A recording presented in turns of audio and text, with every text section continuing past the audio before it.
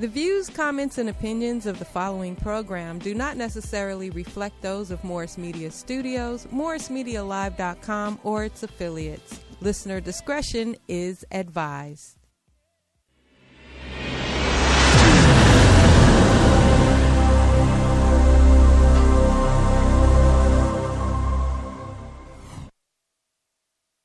LA, straight up. Just go out to LA. The new anthem. California Love Part 2. To live and die in LA. West side, west side, west side. To live and die in LA, where everybody try to fatten their pocket. So many hustle for the cash, so it's hard to knock it. Everybody got their own thing. Well, hello. God bless you, community family, and welcome to Gang Talk. You know, we like being here on Thursday to have this very important personal conversation with our village people. And I mean the members of the village. I'm not talking about those guys that sung that song. Don't get it twisted. But if you've been following us, you know how important it is. And we just want to say thank you for paying attention if you are. And if you are, tell some friends it's time for us to wake up and get involved in this. Because I don't know, I'm just going to say this in the beginning before we get started. Our usual policy is to thank our guests from last week, and we certainly want to thank this man because he's rare, and that's Captain Peter Whittingham. And so we had a very truthful, what he called bantering, last week between community and law enforcement because as I expressed to him, we don't have a lot of trust in them. We don't have a lot of faith in them. And the bad problem is that once we get somebody we can communicate with, they get rotated out. Well, in this case, I threw out some names, Lloyd Scott, Stinson Brown, Dave Love. These are people that we worked people of color that we worked with through the years. And just as soon as we got communication working effectively, they were rotated out. So, in essence, that talk with Captain Whittingham, the leadership of homicide at South Bureau, is technically our last interview because he retires effective November. So, he's going. So, we've discussed this, but at the same occasion, I announced my retirement as well at the end of the year. So I just want to re-emphasize that no, you weren't hearing wrong. Sister Herron did say that at the end of December, I'll be heading out that door myself. So I just want to thank everybody that's invested their time and made it their business to come talk to us about this. It's critical.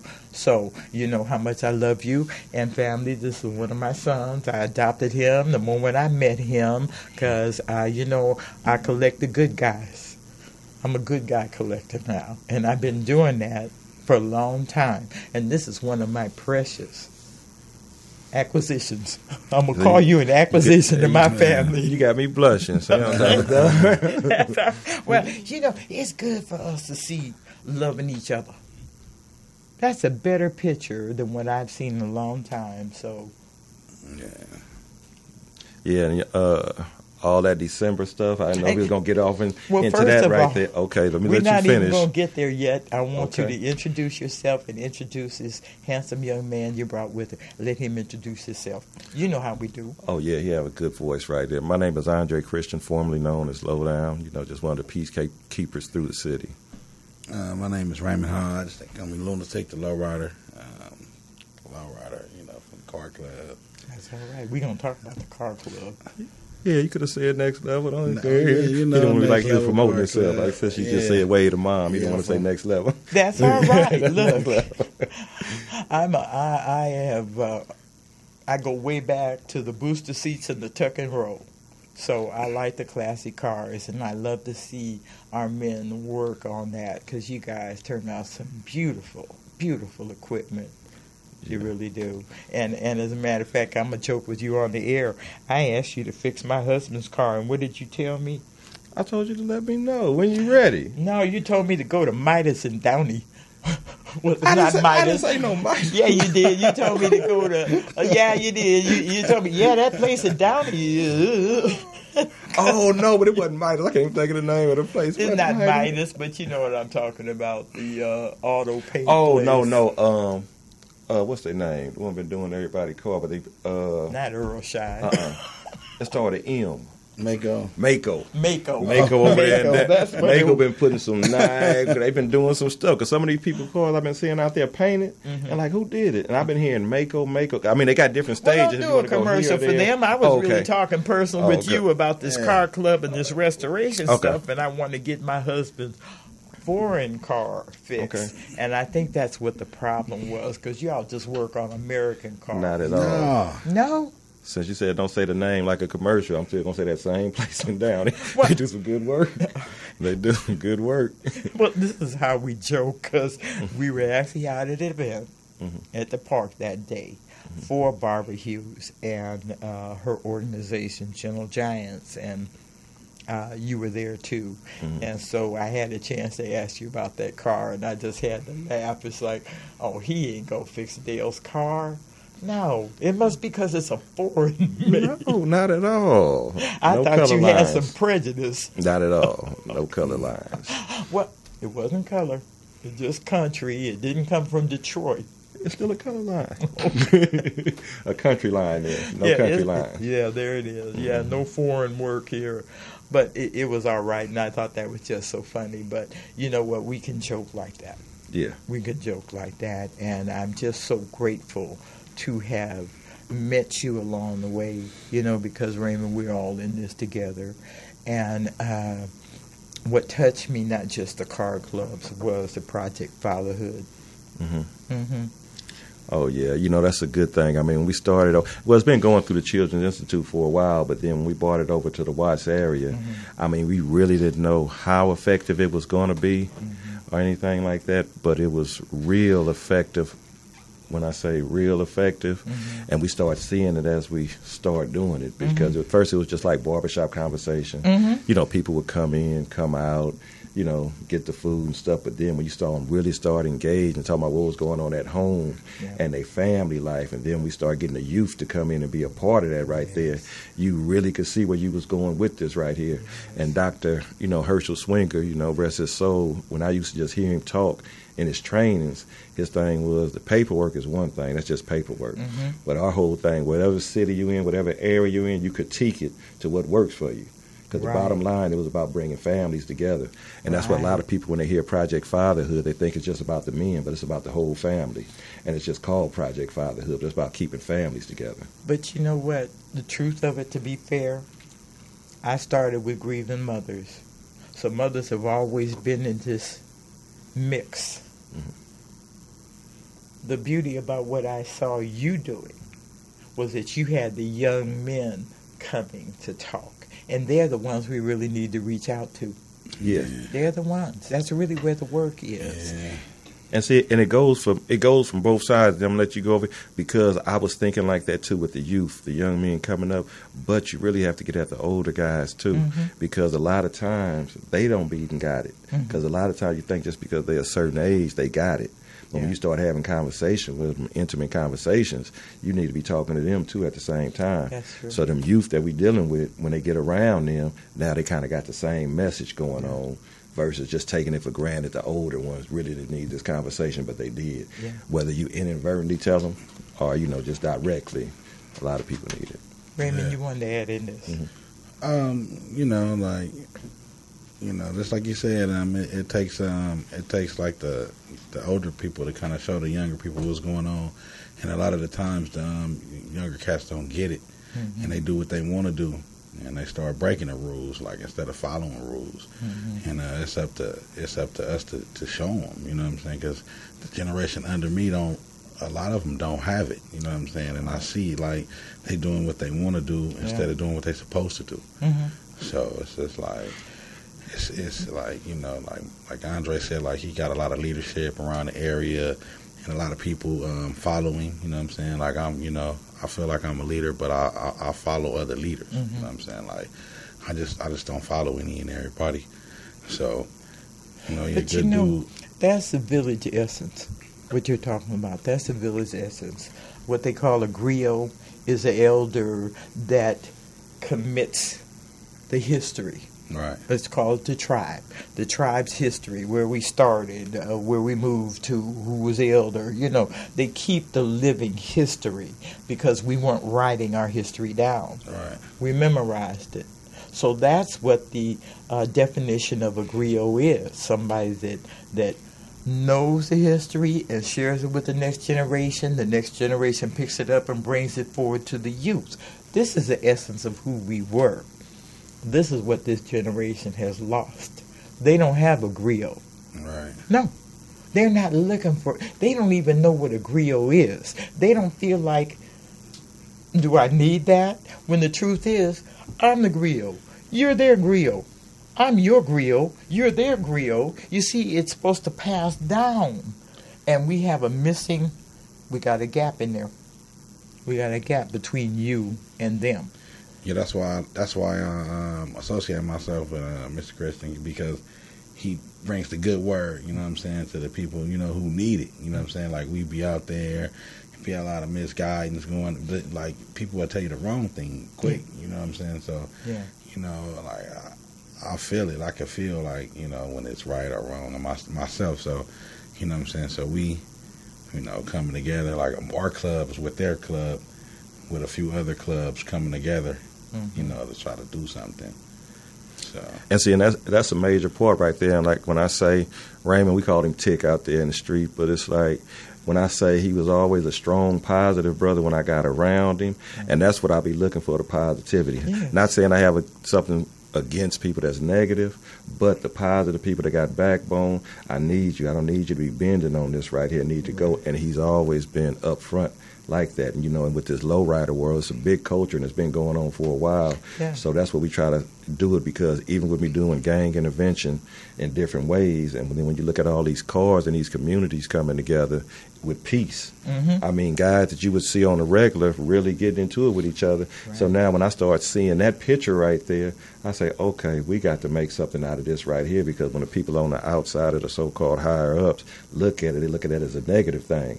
How can you walk through here with all these hundreds of people and you don't have one fight? Ain't nobody having a problem. Right. They talking about, I remember you when you was a kid. We went to elementary school together, but we brought them together in this one big melting pot. Now they exchanging numbers, calling each other. And through that right there, you start seeing the ones that really want peace. Now, you do have some guys out there with low riders. They just want their car to look good and be out there looking nice, not too much with the peace thing, even though they're not being negative, but not with the movement. Then you got the ones that's really with the movement and trying to save lives. So you get a little bit of all that, out there. And the beauty about the car is it brings a common ground in the men. And truthfully, in my teenage years, that's who I had the most fun with, was a car club. When they used to have the metal plates in the back of the window telling you what car club they belong to. We still do. That haven't changed. Where you been? That haven't changed. You got to put you out there. Look, you know where I've been, okay? And you know what I've been doing. They ain't been chasing lowriders. And that brain, I'm not going to let this conversation go about this December. So don't think we're going to talk until 5:50 something, and then they start playing some music trying to get us to leave. So that conversation that she had a couple of weeks ago, y'all disregard that. She just said she was the griot, and I need that right there in my life. I'm not vaporizing. I'm just going slow. I'm going to slow down. See, because look, it's time for you to move ahead. It's time for you to be in the front. And the truth is, the kids want to see you. They may, oh yeah, sister, okay, but can you get somebody a little closer to my age? No, they want to see us. They want to see us, because see, and a lot of people say that, and I say this all the time, when you do this particular work and you're trying to save lives, the negativity is going to come at you. Yeah. If something's not happening, somebody not trying to attack you one way or another, that means you're not doing nothing. And so, not like I just like being attacked, but then I sit back and think about it. Yeah, I know, hey, I'm doing something because I am being attacked. You know what I'm saying? It have been times where I done been attacked so much to the point where, like, maybe I need to just sit back and get a regular paycheck or something. Huh? Yeah, you know? And then I'll say, dang, but I can't sit down, because sit down, what about what you got into this for? Because when you really take time and think about what you got in this for was to save lives, life. Yes. You really have to stay on course with that, so no matter what somebody else have to say, what they think, you know what you're here for. And I know the rumors and all that different stuff gonna go, but you know you're trying to save lives. You know you're trying For to 30 save years. For Yeah. 30 years. That was a shock to me. So do you think we really gonna let you go It just that woke easy? up and realized, this is 30 years later. No, we're gonna go with we're gonna get about 60 more years out of you. Then we'll think about all that Lord, December. a year? Then we'll be that December of a whole nother year. Did you I'm hear not- him say 60 more years? Yeah, we can't let you go because you bring so much to the table. Whether it's information, whether it's media, whatever it is, getting it out there. Letting that stuff be known that's not known. A lot of people wouldn't even know a lot of stuff that's going on if it wasn't for you. And a lot of people are going to get lost if you, like you say, you go up under and just don't be on the front line like that. We got to keep people like you on the front line to keep us informed, because a lot of stuff that you know about, I don't even be know about, and I'm in the street. So that tells you right there that we need certain people. And like I say all the time, when it comes to this work right here, it's not an age thing, it's what you're doing. If you making a pot of gumbo, you just can't put shrimp in there and say, I got a gumbo. Yeah, you got to put crab, rice, and everything to make it taste good. It's And not no one sausage. ingredient, Yeah. If it was just a cookie cutter situation to dealing with violence, we could just tell people to go read a book that we put together. Oh, man. But it's not a cookie cutter situation. Well, you know what? And to be fair, I joined the we movement, not a me movement. It's us. Right. It ain't me. It's we. Right. It's us, ours. I'm looking for that part.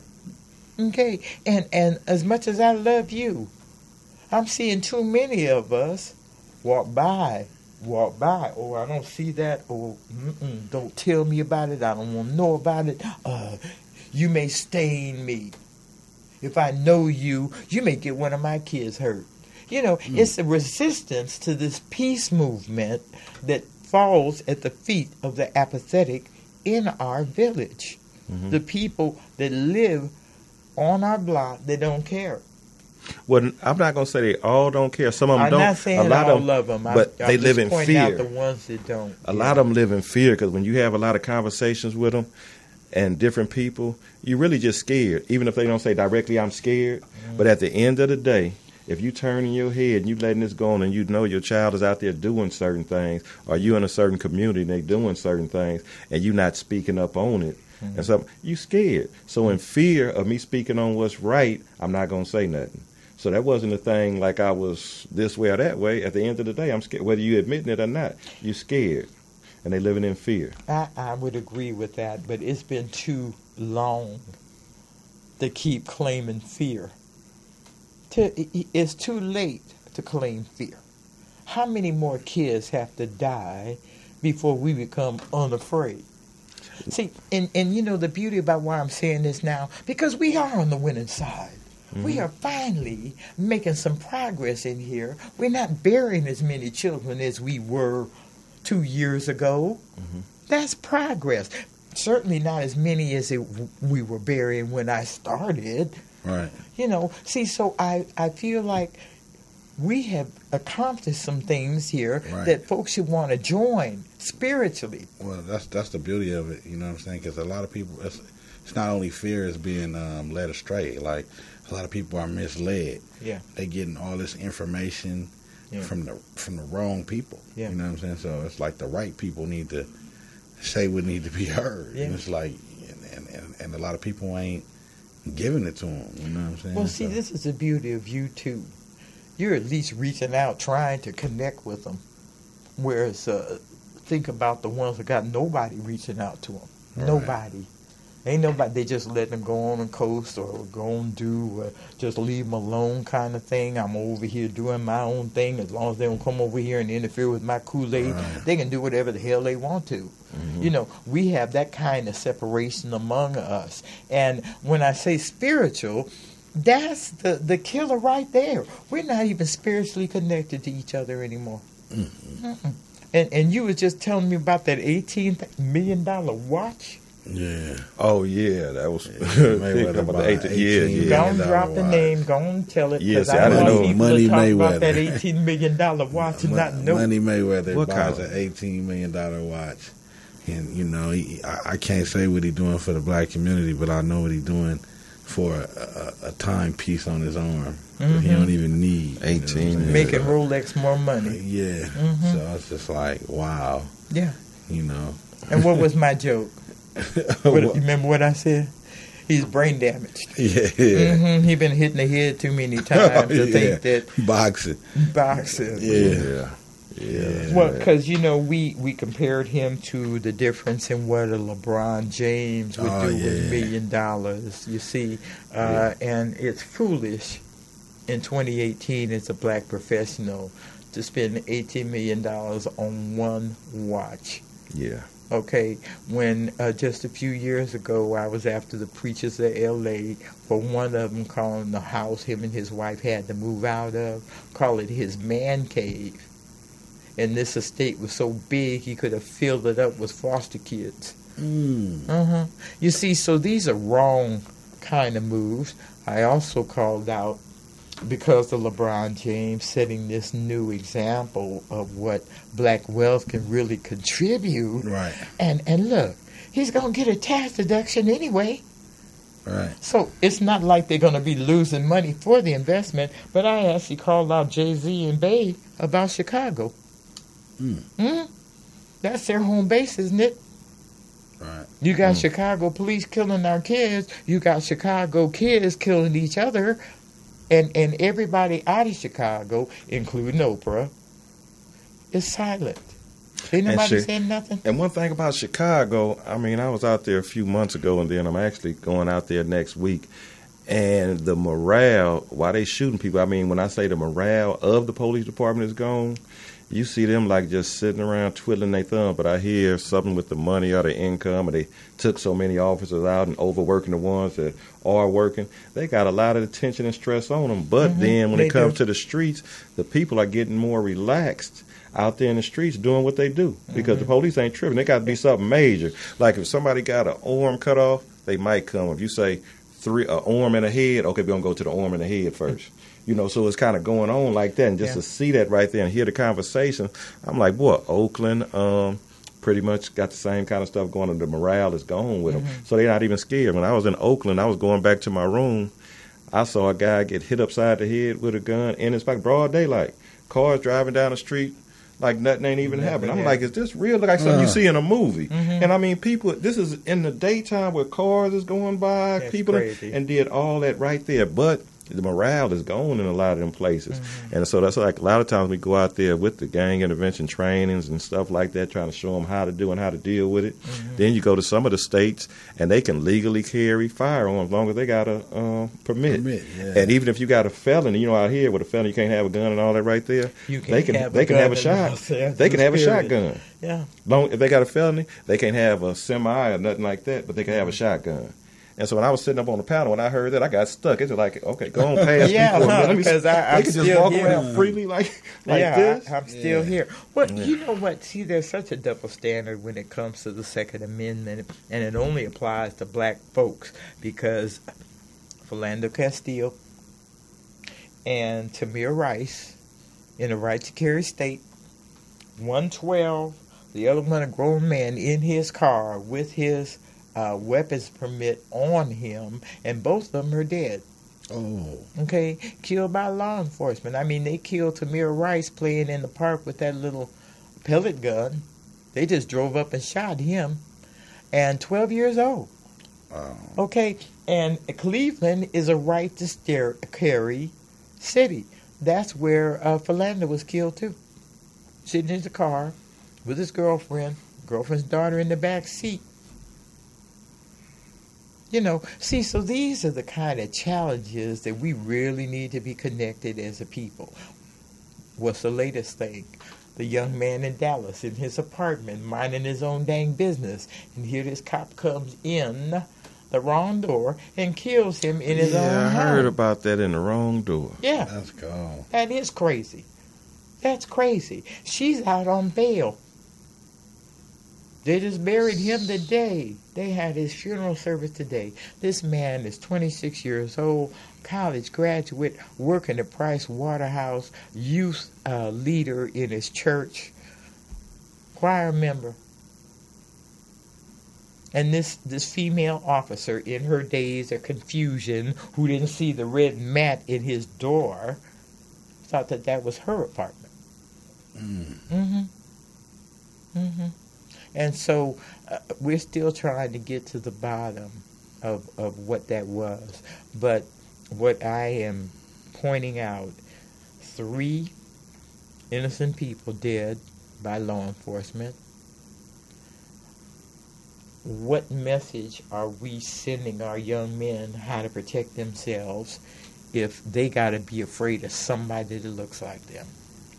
See, that's the ignorance in this. Okay? And I'm so glad that I'm sitting with 2 brothers that understand that that's the ignorance in it that's killing us. What would you say to that young man?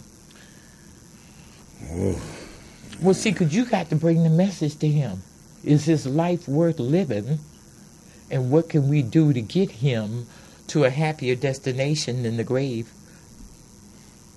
Well, you know, a lot of people on the street, you know what I'm saying, not to say he was angry or anything, but, you know, you got to be humble, you know, and you got to do whatever you got to do to get where you're going. You know, sometimes you got to, you know, bite the bullet. Like, you got to, hey, you know they doing wrong. You got to just humble yourself sometime. Like, it'll get you out of a lot of things, you know what I'm saying? Because anger is not going to do nothing but worsen the situation. Even if you are in the right, anger can't help you. You know, like, so if you're an angry person, like, you know, like me. Me. Oh, I'm angry. Because I get angry often. Like, I try to catch myself and, you know, think about it, you know, a little longer and try to get where I'm going, you know, opposed to, you know, trying to act out on my anger, you know, because it really can't help you, especially if they own you already. Yeah, and you'll find out it really make a difference because, like, the lifestyle that most of us, you know, ex-gang members, and for respect and this having that anger in us, it didn't get us a whole lot of places. No. It just got us problems. Even if we was ready to do it in a certain kind of way, that's how you got to deal with it. And being humble is one of the things. Right. And not being humble to the point where you're not going to say nothing. No, I'm just going to deal with it in a different way. Because with the anger and coming up in the streets, we dealt with it in different kind of ways. Yeah. But now we're trying to be a changed man or a changed lady. I'm going to be humble, but I ain't going to let you get away with it. Right. You know, and doing it right there because you really have to think that part out, especially when it comes to dealing with one of the officers like he underpaid or whatever his reasons is, what he want to do. And it was just like one day when I heard a sheriff say this right here, and when I heard that right there, I said, that's something to really think about. And what the lady said was, when we come to win. Right. And just to hear that right there, that make a lot of sense. I'm playing that in a whole lot of ways in my head. So if they come out here while you trying to be tough and you trying to be this and that, they came to win. They not finna back down because you getting aggressive and you mad and you angry. I came to win. They giving you something negative, and they gonna try to win at their game, especially if they know it. Exactly. And then when it's just win, you can't beat them at their game. And when it's just easy just to say I felt threatened, that's why I did it. I mean, I got to win it because in their policies, if I feel threatened, I feel like you was a threat, and I can prove you was a threat, whether it was a look, it was your color, your size, I can do that and get away with it and still be on the payroll. So when you start thinking about stuff like that, it's like, okay, we need to get to changing some policies. Because, I mean, the policies got them protected on, I can do this legally, and it is what it is. Because you're not going to say, I didn't feel threatened, I just didn't like him. No, I'm going to say, I was threatened. I felt threatened. He moved a certain body language. That's looked what like she something. said. He looked like a prowler in her apartment. And you in his apartment. Excuse me? You didn't notice that red mat in front of his door that ain't in front of your door? You didn't see any of that? And then, you know, the story's so twisted. At first she's having trouble getting the key in the lock.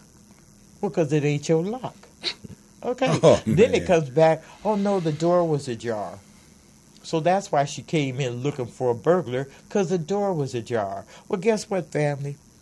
I saw a video on Facebook today that shows that you cannot keep those doors ajar. They close automatically.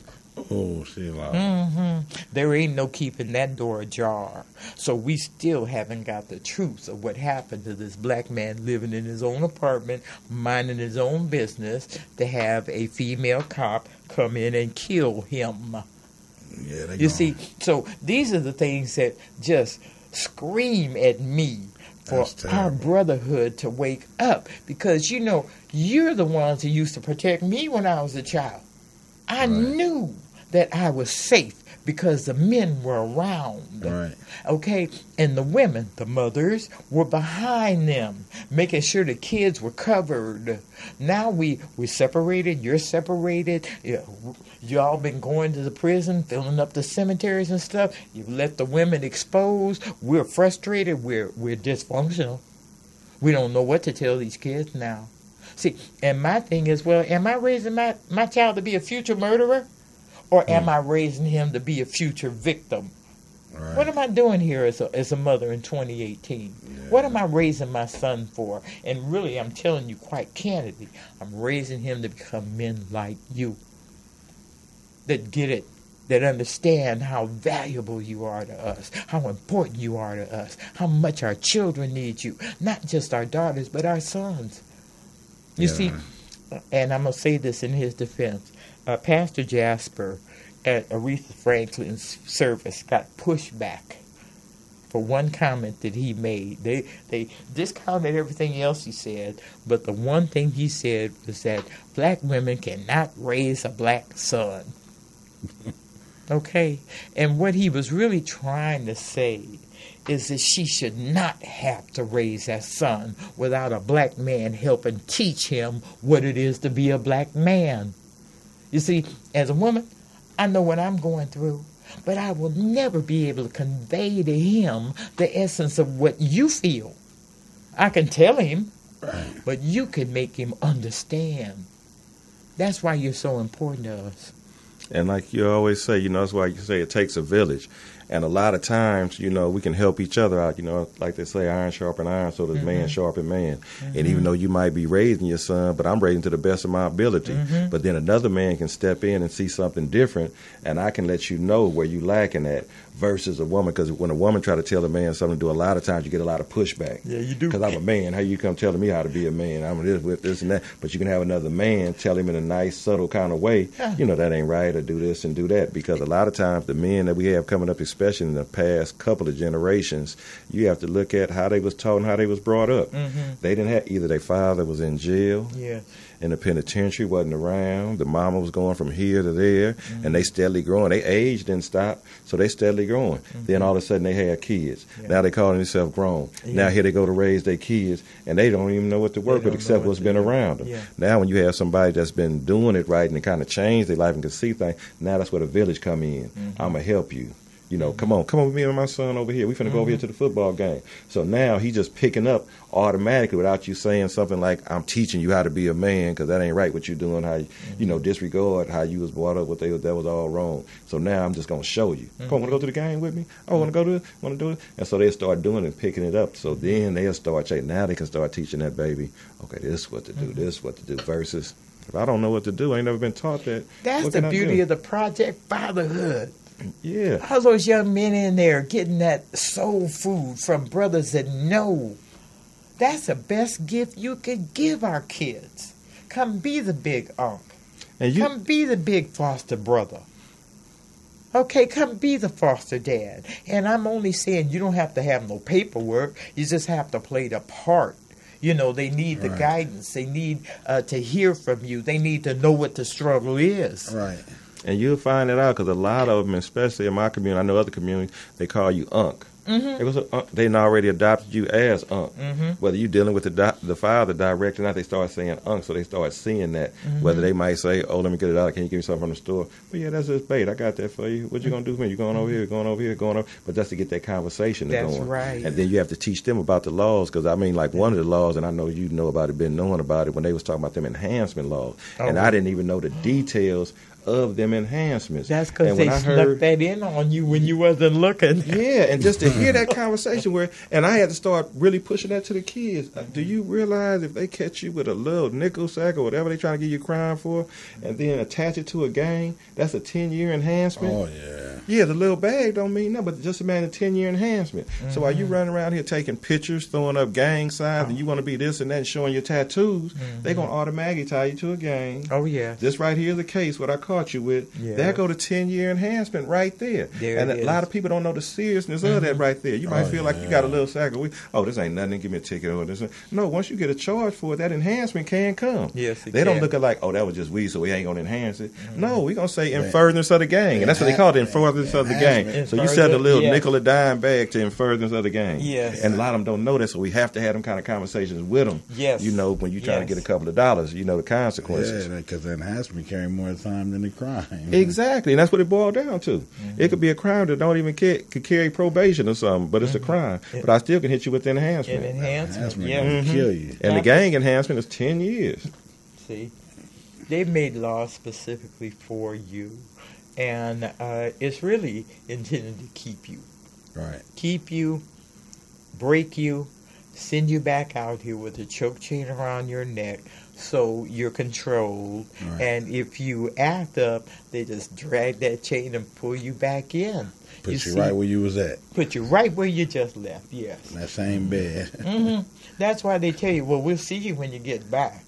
When you leave, they tell you, yeah, well, we'll see you when you get back. Yeah, they see your mentality, boy. You'll be back. Yeah, you'll be back. And I've heard brothers tell me that they've been told that so many times. Yeah, and I didn't really know it was that serious because when I first, not really, even before I really started doing the work, and I had a cousin, he had just got out of the pen, he had did a whole lot of time, so he knew how they act in a lot of their ways. And I used to just go in. He's like, man, they're going to end up killing you and, you know, X, Y, and Z and stuff. And my mindset wasn't even thinking like that. But when a few people get shot around, you're like, maybe I do need to kind of rethink this. Because when you know you're in the right and doing what you're doing, I shouldn't have to bite my tongue or act no certain kind of way. But then seeing that they really killing some people out here, or maybe I better change how I deal with this right here. But my cousin was telling me a long time ago, and I didn't see it because when I would go in like that, he'd just fade to the back like, man, you can't be talking and doing it like that. You gotta get going all this and that. Quick. I mean, I go to the point, I ain't got all them strikes and all that on me, so what you go, I bet you I'm going to get with, go on and spray me while they shaking the pepper spray. And I was like that, you know, with the challenge. Put your hand out, I'll do all that, but if you spray me, I'm coming. I'm coming. At least going to get one. And I shouldn't even been doing that right there. But then when you see stuff start happening, and the prize is like, dang, okay, my cousin making a little sense with this right here because they really doing this stuff. Well, to be fair to you, to brothers, when a man like Chris Rock says something like, every time the police get behind me, I have to ask myself, is this the day I'm going to die? Okay? Because Chris Rock is riding in one of them cars that somebody that don't know him know that that's his car. It's like, well, what's that colored man doing in that car? Let me go check it out, see if it's stolen, see if he has a right to drive it. You see, it becomes that kind of target. And even, because we talked about Professor Gates, the Harvard professors that did the DNA, getting arrested for trying to go in his own front door. Whoa. Yeah, that was a few years ago when Barack was president. Remember, they had the beer gate between the arresting officer and the president and the professor. But that's what that was. Professor Gates was going in his own home. He'd have been out of town. He lives in number 12. Yeah, not 2412, not 2012. You know, his house number is number 12. And the point I'm making, you ain't got but how many houses on this block that's number 12? It's not even 200,000, like a valley number. It's got 5 digits. This community had 2-digit houses. So there was a number 1. Right. There was a number 7. There was a number 10. Then you get to Professor Gates' house, which is number 12. And you mean to tell me that in a house, in that kind of, you don't even know who lives in that house? Really? See, in Los Angeles, I'd want to know if there's a street that has a house address 12. I'd have to just go see it. See what kind of neighborhood that is. So who lives in number 12?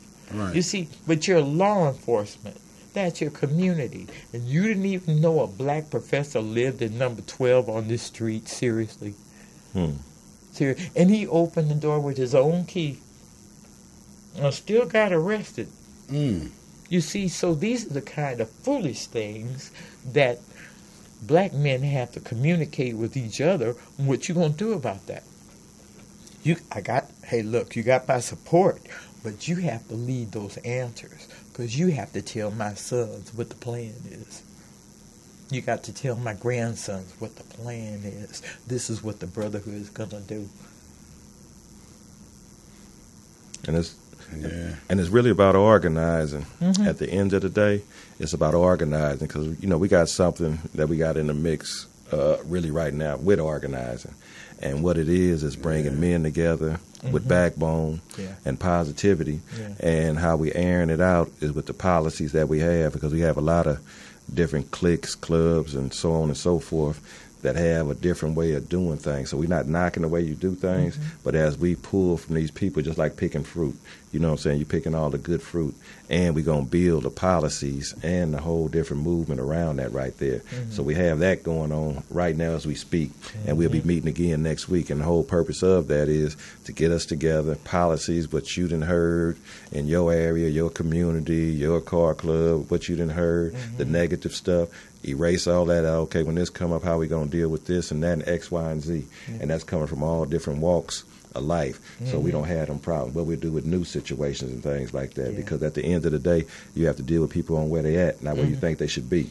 So we're not tripping on what the rest is doing over in the community, but we got you over here, so we're going to take that few from over here, this few from over here, and this is what we're doing right here. And we're going to be giving back to the community as well as the schools and, backpacks, fundraisers, and different things like that, to give back to the community. So you're not just going to see brothers getting together. You're going to see the give back, and you're going to see how we grab and getting in their ears and bringing them together to stop the violence as a whole. Because if we start stopping the violence and changing the way people think, you can have an AK sitting right there. You ain't going to use it because we done already got off into your head, your mentality, where you're not tripping. Y'all can keep on making guns all with your. They're not going to use them. No. They're going to sit there. I'm going to use them to stand on to pick something up off the shelf.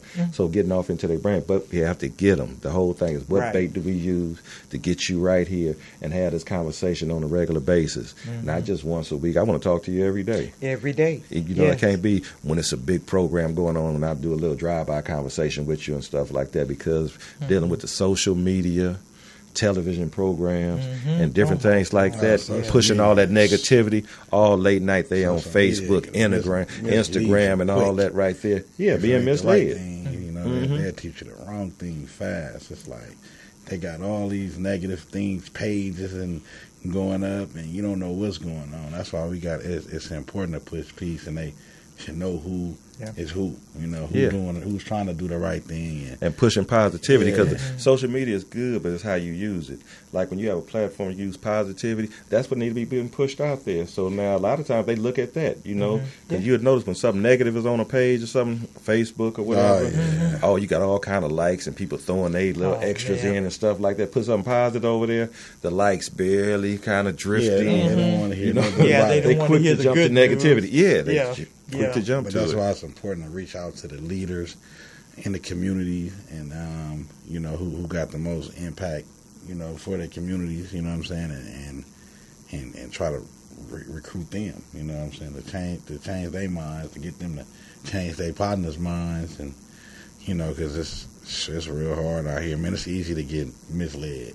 And that's what really got me to reaching out more to different communities, because, in our own community, they got a saying where they say, well, we need to clean up our own backyard first before we start dealing with other people and stuff like that. We got enough stuff going on right here.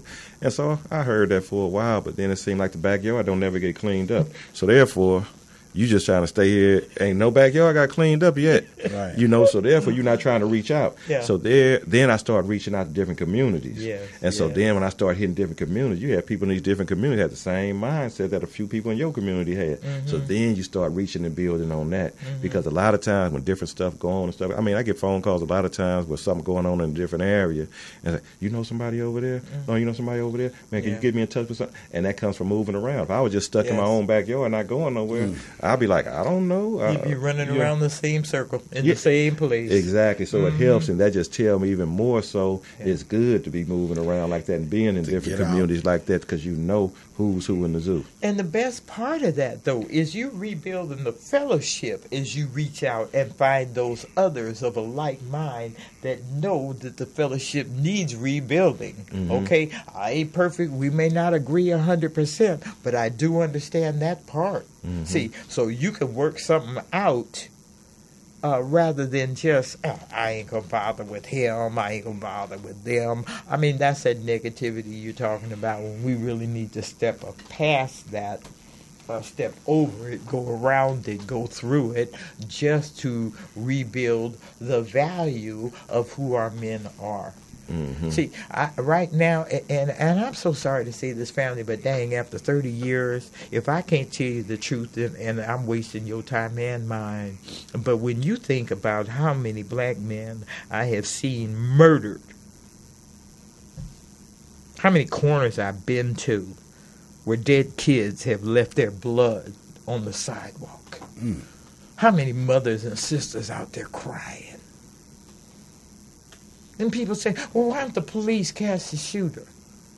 Well, why don't we help the police catch the shooter? Or why don't we tell the shooter, we don't want you in our neighborhood no more? Why don't we pick that cross up? You see, and I'm not challenging you to go after no shooter. I'm just challenging you to establish that authority as the men that protected me in the childhood. We're done with this. We don't want no killers among us. Brothers, if you low thinking, you need to come talk to one of us so we can fix your ignorance. Right. Being proactive, and getting in front of this thing right here. And you really have to get in front of it. Yeah. And, our job is out doing gang intervention and stuff like that. Our job is to prevent the next one from happening. That's right. When it had already happened, we can't do nothing about that, but we can prevent the next one from happening. Yeah. Right. And that's our job, and that's why a lot of times people get it mixed up and stuff, but it's like we should be preventing the next one from happening. That's right. Period, point blank. Right. And with the talking, with the conversation and stuff like that, that's what you're doing. You're preventing that right there. Because I even had, and one of my older people out of my community told me this, because I used to believe in that DPing and all that right there. If somebody do something disrespectful, they had a little fight, beat them up or whatever, and then they go on about their business. So he told me, this was just about since I've been grown, since I've been doing the work, actually maybe about 6 years ago. He said, but how you know how the person who get DP'd, how you going to feel after the fact? Even though they disciplining him about something that he did wrong, depending on his mentality, he might hold on to that. Then he might come back or send somebody to act like another community or neighborhood did if you somebody.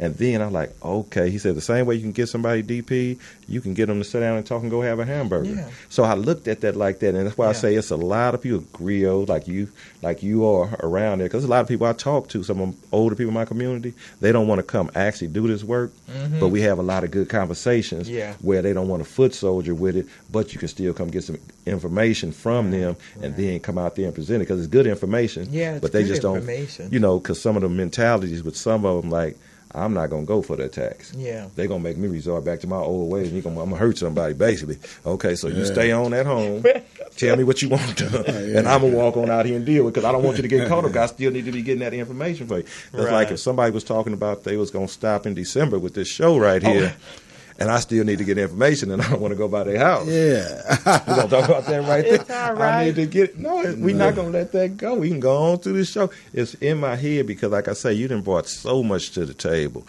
and we need more people like you out here doing the work. Yeah. You know what I'm saying? That's you. No, that's me. We need each other. We need each other. We need each other. And I'm going to always be available to you. Always. Always. But it's time for me to move out the way so that next generation can step up front with the whole thing. You have to be that placeholder till somebody step up. I've been a placeholder. Oh, it ain't nobody stepped up, so you got to hold that place. Like you say, come on, you brought Raymond. You're still working on me. It's still a process. It's still a process. You're still working on me right there. It's just a placeholder. Somebody step up, and nobody haven't stepped up in your position and doing what you're doing for you to step out the way. So you're gonna leave a gap and gonna leave us hanging. I'm not leaving no gap. If you leave in December, you are. I told you I was gonna stay on this couch. Okay, come take this seat.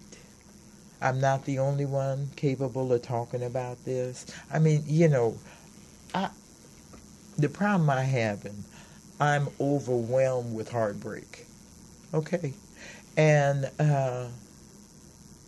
I just can't handle it anymore. I just cannot. I do not want to see another mother heartbroken because her child was killed. And you know what started this for me this year? The 3 15-year-olds. The 3 15-year-olds. Hannah Bell, killed at that hamburger stand. Oh, no. Okay. On And Western? then, yes. And then 3 weeks later, Lamarian Upchurch and Manye Jackson killed on Manchester and Broadway. First thing Mother's Day morning. 3 15-year-olds in 3 weeks in my community. And it's like, hey, I can't start this again. I buried how many 20-year-olds, how many 18-year-olds, how many 17, 25, 30-year-olds, and now I'm going back to burying 15-year-olds. You're kidding me, Los Angeles. You're kidding me right now. Is this a punk? Am I being punked? Okay, really. And that broke my heart. When I went to Manye Jackson's service and saw that sanctuary filled up with all his peers, it's like, Lord, what am I supposed to do with this? And I mean, I was really candid about it. Father God, how can I reach these kids? Well, see, and it's been going on. Well, you know, you've been doing this work for a long time. And when I tell my story with that right there, not to get too much into my story, because, I mean, me being shot 13 times, 3 the first time and 10 the second time. Yeah. Okay, when that happened back in the 80s, I mean, people were getting murdered back then, Yes. and still it was going on. So we Yes. were looking at bodies. We was looking at laying out there before they got a little decent and start covering the bodies up with the little Yes. tent. Remember, they used to just let us look at them for a Yes. long time before they even Literally did out it, moved the by and stuff street. like that. Yep. So in living through stuff like that, it didn't just now get started, but as you start doing this work, it started getting closer and closer to home. You know, I used to feel a certain way because they're from your community, your family member, or somebody you know get hurt. And then when you start really feeling this work and you really start loving people, it hit closer to home. Yeah. When one of them get hurt. It feel like one of your own. You know, because at first it just like we could just, with me, I can't speak for everybody else, where you could just see something happen to somebody who wasn't from your community you didn't know, and it was just like, oh, well, you know, it come with the work, you know what I'm saying? Got to be insane to gangbang. But then when you start having a love for people, you don't want to see nobody get hurt, because then you start thinking about the family. Then I went to one of, you know, Kathy Wooten when she do the healing thing with the mother, and I didn't even really look at it, and I went to one. And, you know, so the mothers that, you know, different things and happen to them to help them heal. And so I was sitting around in that circle and just to hear some of their stories. And the cold part about it, some of them mothers had, you know, their loved ones killed years ago. And just looking at them and listening to them, you would have thought it happened yesterday. Yes. Yeah. So Yes. then you start questioning yourself, whether it had to do with a murder or just somebody getting shot or you hurting somebody's child. How many families have you wrecked where they There it feel is. suffering the person other than the person that you dealt with? Yes. Because you don't even Yes. take in consideration, if I do something to you, the mom or the dad, you done hurt a whole lot of people. You done wrecked a whole lot of family. And it's a lot of people go out on stress, mentally messed up about stuff like that and never be right. Right. But you don't care about it because you was upset. You was angry. It was over a parking space. It was over a color. It was over a street you don't even have no parts of ownership in, that you died over an argument, looking at your girl. Whatever it might have been, was it really worth it, wrecking this whole family because of your pride? Yeah. You know, and sometimes you have to swallow your pride. And when you start seeing stuff like that, you start working harder to do the right thing, because I don't want to see that mother hurting like you said. So I'm going to keep on talking. I don't want to see that mother hurt, even though this youngster that you finna do something to is talking that tough stuff. He's not even looking at what's going to happen if something happened to him, how he hurting his mother and everybody else. Okay, just say you don't even care about yourself. What about your mother? Yeah. What about your kids? How you feel about them? Oh, you want to see them hurting? You just feel like you that tough? So sometimes, you know, you have to weigh it out who you talking to and how you can talk to them, and just give it to them. And sometimes it need to be raw and uncut. Sometimes you got to, like, babysit it a little bit, because I say, okay, your mentality ain't right, so I got to say it when you can digest it. Yeah. And I got to throw a little bit at you at a time. And you know what? That's okay, because we need the screeners. We need the screeners. And the men are, that's you. You know what you're looking at. You know exactly what's looking back at you. You can see it in their eyes. You can feel it in their demeanor, because you're men. And you know what to look for. Really, you know what to look for. Where mom, and don't get mad at me, moms, because I did the same thing. Oh, my baby, he's a good boy. He'd never do anything wrong. Right. Okay, but your baby is out with his friends at night calling himself Tiny Killer. Yeah. That's what the friends always with the friends. Mess you up. Tiny Killer ain't out there riding by himself. He ain't driving the car and shooting too. Yeah. No, somebody's driving. And a lot of times they have it like that because me, when I was coming up, and they used to say that, and then I had an auntie, and she, she knew what was going on in the streets with my cousin and everybody else, and then she started telling my immediate family my nickname. Oh yeah, they call him. Oh, honey, this, that. You know, what I'm saying? And they thinking I'm nice because I'm coming in the house. You know what I'm saying? It wasn't that pulling the pants that are sagging what they do now. You know, we have different other stuff from the earring in your ear, tattoos, a little cut in your pants, and different stuff to let you know we gangbang. But when I walked in the house, I'm walking in the house right. I ain't got that in there. I ain't never had my ear pierced because they wasn't going for it. Even when I got tattoos and stuff, it was like that was the first time I actually saw stars. Because my mama told me not to get a tattoo. And she hit me so hard. Right to this day, I don't know if she slapped me or socked me, but I got the axe. And when she seen it, she hit. But they not stars, they silver dots. And the cartoons just exaggerated, make them look like stars. And everything was black, and they was going like this, like I was in Twilight Zone. Like, and then she tried to get me to take it off with alcohol, had me scrubbing with lemon and calling people. I'm like, Mama, it ain't going to come off. And then I had to act like I was still scrubbing. Every time she looked at me crazy, I had to act like I was still getting into it. You know, trying to get it off and stuff like that. Let me just cut that off for you. It seemed like it was going to go to that if I didn't scrub, so I just kept on scrubbing and doing what I do. And look, I understand that, Mom. See, because, the sad thing is that moms get the blame. See, y'all doing your thing, but she's the one that didn't raise you right. You just cleared all that up for a whole lot of ignorant folks out there that keep blaming us because our sons go out in the night and do things with their friends that we may not know about. That's who really raised you, the friends. It'd be the friends. And that's that peer pressure. All the negative information from, because they're not listening to the parents. They like, they don't know nothing. Yeah. My partner right here, killer though. You know, yeah. OG Killer, smoke all the weed and doing all this. He know what's up. Yeah, we can go do this. Yeah, he get me now, ladies. You don't. Yeah, I got it. Yeah.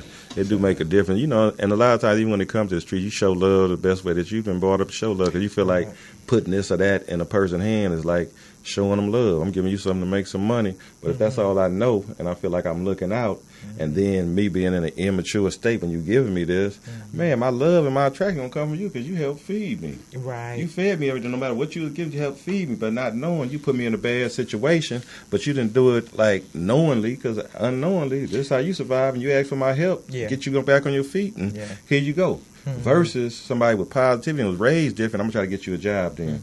Come on, let's go cut this grass or do whatever we can do and keep on the legal side. Yeah. But a lot of us just wasn't raised up in that right there. That's why I don't do no finger pointing, because it depends on how you was raised up. But we can change that. Yes. Now that we know and see it, because I even asked one of my brothers one time, because when I started getting the knowledge on a whole lot of things, just seeing different things, I was like, why wouldn't I be trying to tell these people the real? It's like they be running almost, ain't trying to hear none of that. Right. And then he said that they're immature to the word. So it's just like trying to give a baby a steak. You can give him filet mignon. He ain't got no teeth. He going to look at you crazy. I mean, what is this fool trying to give me? Because he's not ready for it. So I was like, dang, so how do I feed the people? Yeah. You know what I'm saying? Yeah. With what I got, trying to help them out so they don't have to go through what I done been through. Right. So then I started, okay, I got to talk to you for a while, assess you, and then I got to give you some Gerbers or something. You know what I'm saying? Something that you'll accept. Right. Some milk. You're ready for it. But I'm still feeding you. Right. Right. So I can't just take it for granted. You just know this and know that I just throw it because you're going to run. And I got to keep you right here by me. Got to keep them so if I take giving you a bottle over here, and I'm feeding filet mignon over here, I still got you. Everybody right here together. And just kind of grow them like that. That's where we should be. And we're almost out of time, so I want to give you a chance to have a final word, something you want to say to the men of the community you think they may need to recognize or embrace, or anything you want to shout out. What I want to say is to any and everybody who's listening, humble yourself, put God first, and that's the biggest thing I got a problem with is humbling myself. So I try to work on that. So if you can humble yourself, especially when you write, because that'll get you hurt. Like you said, the young man was in his house, and I feel like he could have really humbled itself. Like, man, this is my home. I'm willing to cooperate with you.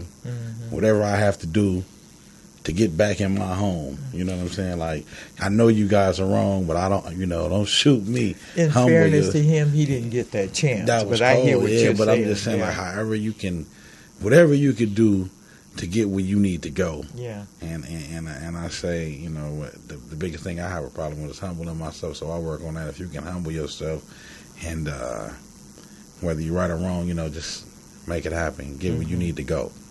You know, by any means. That's what it is. Get where you need to go. Stop the violence, increase the peace. Period, point blank. Be a man at all times, period. We're trying to save lives, The life you save can be yours, because a lot of times that thing can boomerang around in a different kind of way, so. Well, I'm sorry to say, at that shoe where we had the bring the shoes they used to walk in, there was a whole lot of lady shoes out there, too. Oh, yeah, on Vermont. Yes, Lord. Vermont, Manchester, and, bought a shoe representing somebody that passed away. Right. And like you say, it was a lot of shoes out there. A lot of shoes. So I love you guys. I thank you so much. Love you, too. And she's not going nowhere, people. We're going to go on. No, he's coming back. He's just talking stuff, but he's going to have to come back and say that again before December. After December 2, you're going to be in 2019. All right, family. I think we're out of time, huh? I believe we are. God bless you. Thank you for listening, and we'll be back next week. Okay. And he's coming back, too. Oh, yeah. I'm here every week if I need to be. And we're going to drag Raymond back, too. Yeah. We're going to tie you to that seat right there. And your meals right here.